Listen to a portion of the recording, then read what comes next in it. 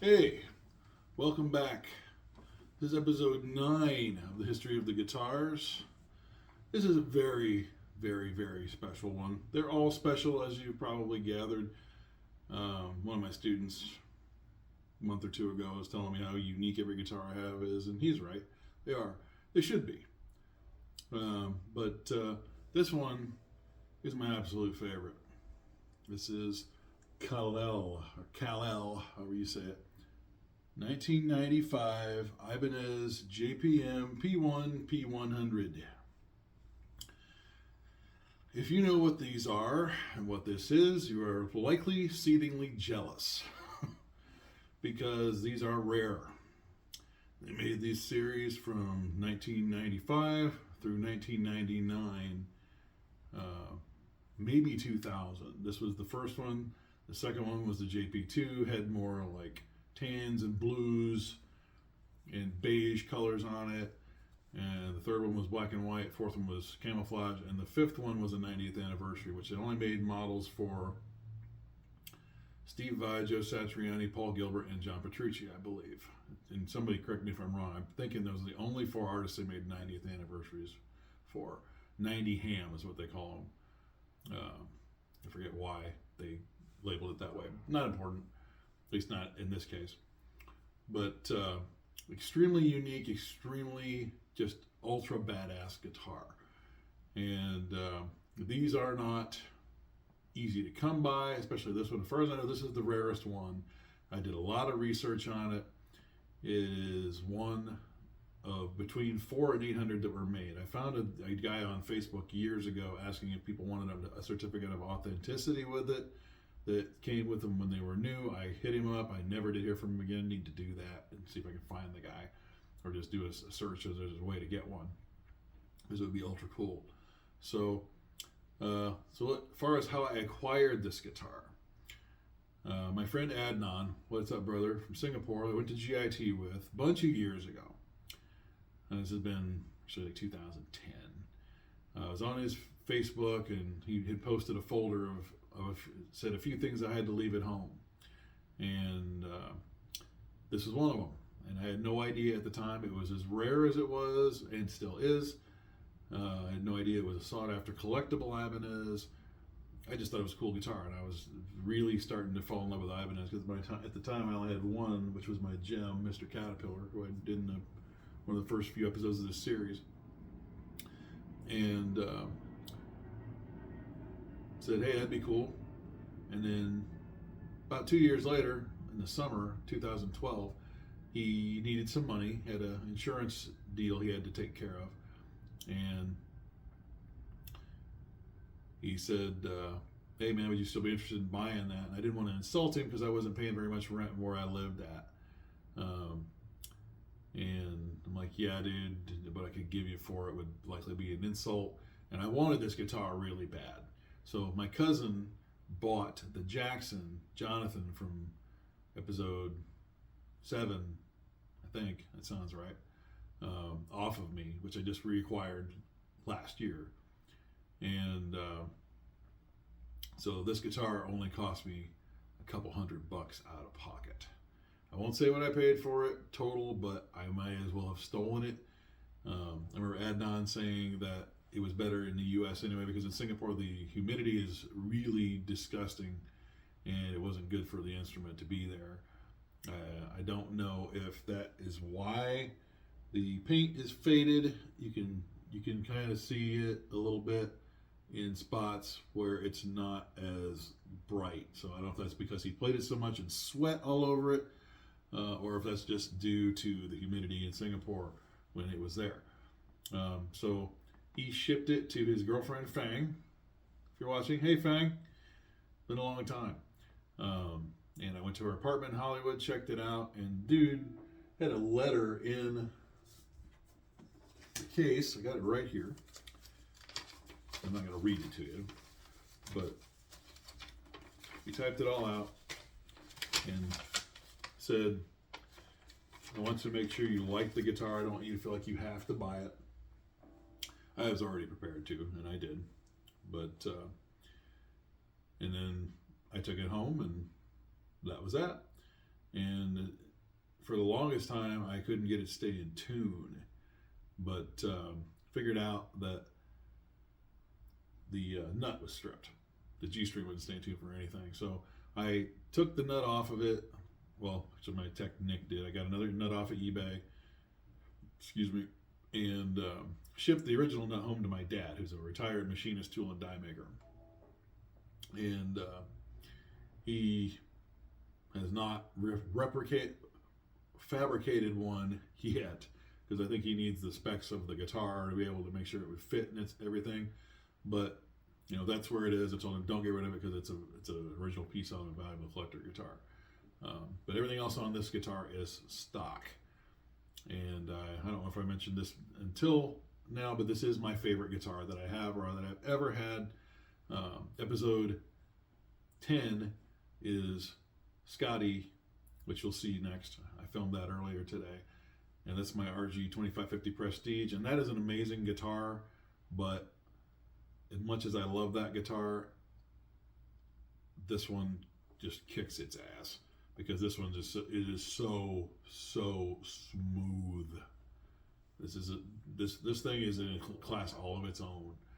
And when Nick, miss you brother, I talk about Nick a lot because he worked on all my guitars up until 2018, right before he left this world. He's always trying to get me to sell this to him. Fat chance. Never happened, obviously. But when he took it into the shop at ESP in North Hollywood, he discovered, because his boss worked for Ibanez for 9 years, and the guy was like, wait a minute, I forget the guy's name, but one of the most legendary builders at the Fuji Gen factory in Ibanez made this. That makes it ultra damn cool, just for that reason alone. So it's got mojo that won't quit. It plays itself. It is so flawless and so smooth, and nothing's been done to this thing in years. Matt Battaglia, what's up, Matt? My tech at the store I work at for a long time before all the lockdown and horse shit. He didn't have to do anything to it. He said it didn't need anything except strings. It was so perfect at that time. That's been 4 or 5 years ago. So, and the strings on it are old, and but they still stay in tune great, and the thing plays smoother than my Prestige, which is a fantastic, amazing guitar. But as much as I love my Prestige, I have 3 of them. This particular one I'm referring to, it doesn't touch this thing. It's night and day. So let's get into some of the specs on this thing. So obviously it's got the Picasso graphic faces. The neck is rosewood maple. It looks like a one-piece maple to me. Might be 2. I don't know that for sure. It is one of the original ones built in 95. And then there's no backing plate on it because when I was back home in Indiana, John Petrucci came to Sweetwater and got him to autograph the backing plate. So I don't leave it on the guitar so it doesn't get rubbed off of there. I'll leave it in the case. But that's that. And then you've got a master volume, master tone. You've got the hand-painted Ibanez logo on the headstock. That is so cool. And then it's a Steve Special and Air Norton DiMarzio. And this is just my little Tech 21 combo amp here.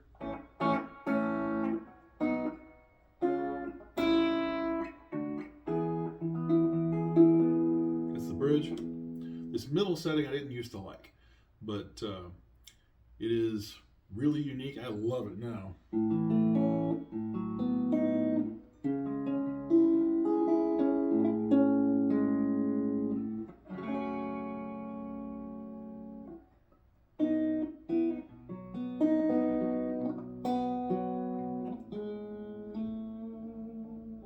It's really sweet. And you got your classic Air Norton.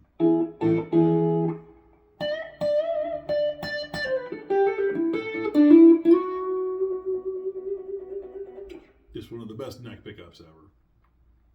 And it is just, I've been playing this thing a lot more lately because it needs to be played. I mean, all of them do, but this thing is just whoa, the mojo of this guitar will not quit.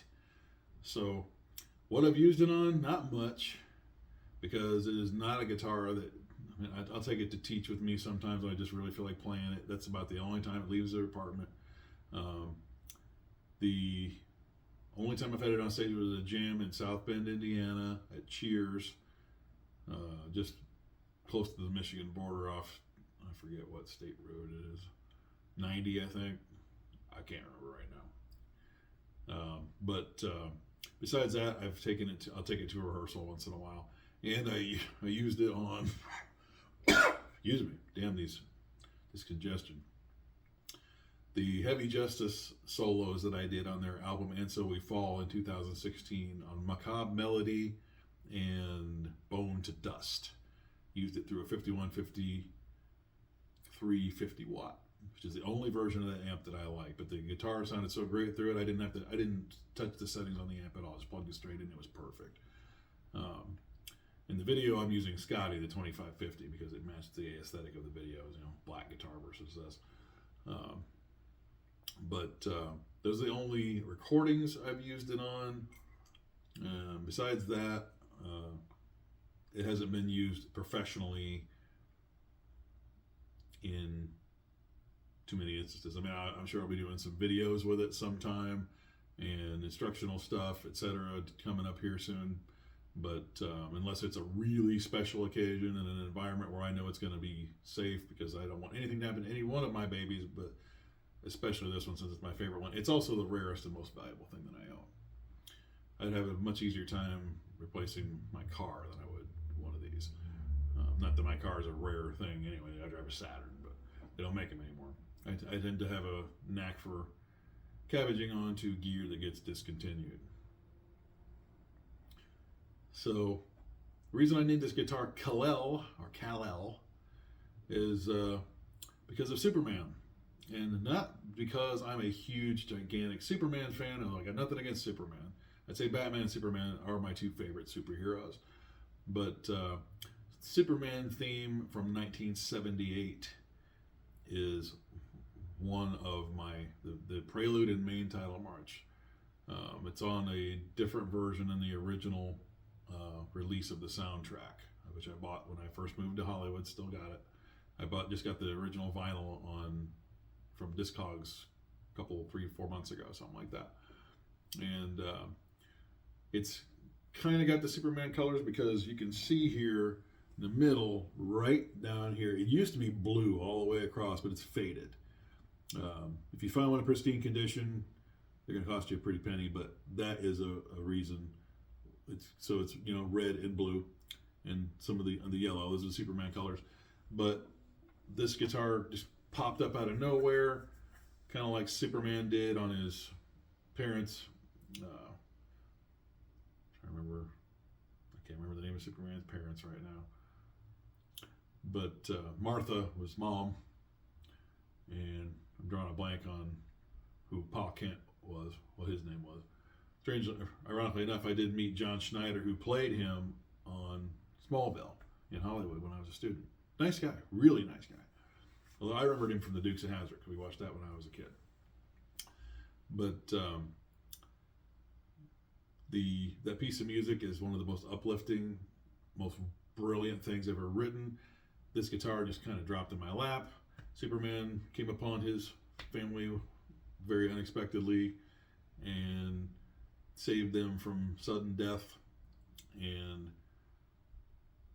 I can't say that piece of music has saved my life, but I can say that it is something I feel very close to as a fan of John Williams. The guy is brilliant. Actually going to see that score played in real time to the original Superman movie next Friday at the Disney Concert Hall. So this is a super guitar, and since that's one of my favorite pieces of music, and the colors match that sort of thing, and it's uplifting and inspiring, I felt like that was an appropriate name for this guitar. So this is Kal-el. I am trying to think of anything specific about it. Again, if you find one of these, they are rare, very. And the last one of these I saw, because even the JP 3s and 4s, you see people asking $4 or $5 grand more for them. This one is not in pristine condition, as you can tell. I mean, it's got some chips out. There's a chunk on the back right there, right in there, missing out of it.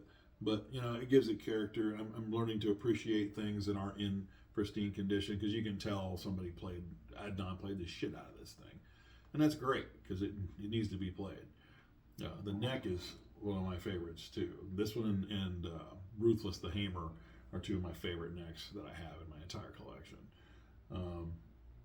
Just so smooth. Never get tired of playing this thing.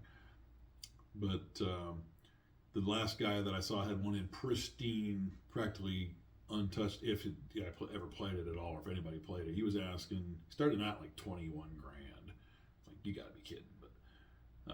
But last I saw, I think it was still on Reverb, but it was down to around half of that. That's still a little bit high if you ask me, but they are super rare. I've seen people on the forums saying that they wanted to trade one of these to get a gem, and certain gems are extremely rare, but I tell them, you can always find gems. Keep this. You're not going to find another one. So there you have it. This is Kal-el 1995 Ibanez JPM P1-P100. To my knowledge, between one of up to 800 made. Couldn't tell you for sure, but that's what I can remember as far as the research I did on it.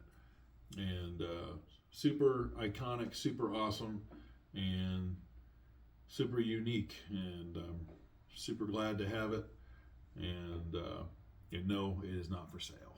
So you probably figured that out. But either way, this is episode 9. And join me for episode 10 next time. If you like what you see, please hit the subscribe button. We'll have some more for you coming real soon. Up the irons. Rock on.